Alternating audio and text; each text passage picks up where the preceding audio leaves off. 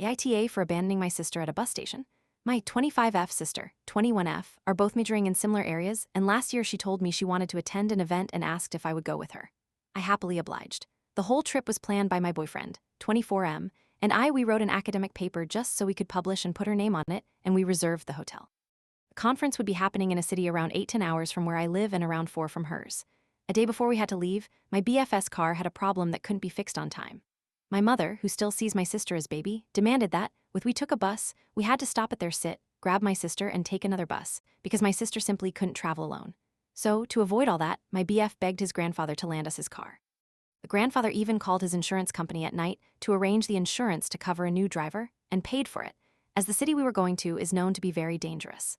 My BF drove the whole night to get us there in time, and during the trip, I made sure we wouldn't do anything to displease her. However, at the very end, we found that she spent the whole talking sugar about us to my mother. For example, she told her that he called me a financial burden and embarrassed me in front of some friends I met there. I talked to said friends, and they said they do not understand why she got the impression. We were both annoyed at the end, and the straw that broke the camel's back was when we were stuck in traffic and she was on her phone. In that is common for people to break the car windows to steal, and as it wasn't even our car, my BF told her to put it away. This turned into a shouting match as she refused to do it for some reason. In this fight, she told us that she did not ask anything of us and that she didn't need us and that we should leave her there. My BF doesn't take well to ultimatums and said if she did not stop and apologize, he really would. We stopped at a gas station for him to cool off, and so I could talk to her. I told her that, although I agree he could have been kinder with his words, that she knew she was acting like a little beach and apologizing, and keeping her phone away was something very small to ask, which she agreed on. 5 minutes later, and we are back on the car fighting, and she refuses to put on her seatbelt, so he stops at a bus station.